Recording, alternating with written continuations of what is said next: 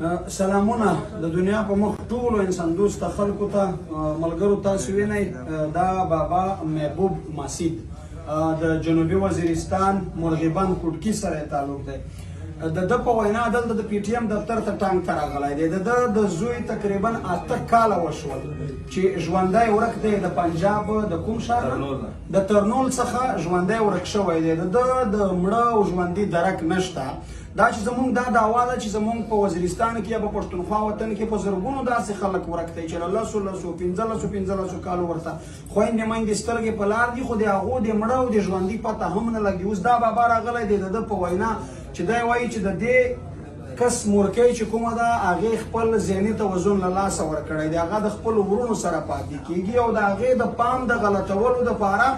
د دې کس د تره زامن هغې ته ټلیفونونه کوي چې زه ناصیر یم مورې ته څنګه یې د هغې صرف پام بدلوي خو هغې خپل ذهني توازن له لاسه ورکړی دی دې بابا خپل د سترګو نظر هم له لاسه ورکړی دی داسې پوره د ده سترګې هم کار نه کوي د ده د سترګو نظر هم سره ګډ دی اوس چې دلته راغلی و چې دا خبره یې تېروله مقصد په ژړا ژړا کې موږ ته دا خبره تېروله نو موږ اوس خواست کوو د حکومت نه چې اوس عدالت شته په دې وطن کې په دې ملک کې عدالت شته قانون شته آیین شته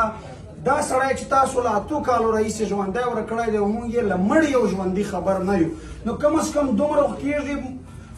ستاسو په دعوا چې تاسو وایئ چې دا به هغه وي یا دغه وي دا خو بېګناه کس دی د خپلې مور سره پنجاب ته تللی هلته یې کار روزګار کوو خو دا کار که ستاسو دا دعوا هم وي چې دا کسان ګناهګاران دي نو په دې ملک کې عدالت شته عدالت ته یې پیش کړئ کیسونو ته او دغه ته یې راوړئ چې دا خلک خپل د دوی د بېګناهۍ ثبوت درته پیش کړي اوس د دې کس 8 کاله کېږي چې ژوندی ورک دی بابا ورپسې در په در ګرځي نن د پښتون ژغورنې غورځنګ ټانک دفتر ته راغلی دی نو موږ ځکه ټولو پښتنو ته دا وایو چې په لحاظ د خدای موږ د چا نه هیڅ هم نه غواړو موږ فقط د دغو سپین ږیرو ځورېدلو خویندو میندو او پلارانو باباګانو دپاره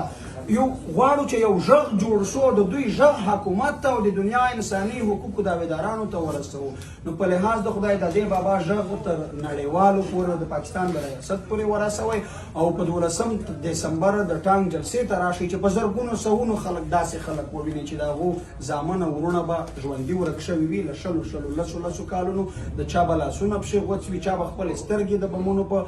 بلاسټونو کې ورکړې وي نو له تاسو مو خواست دی چې د بابا غږ تر دنیا ورسوئ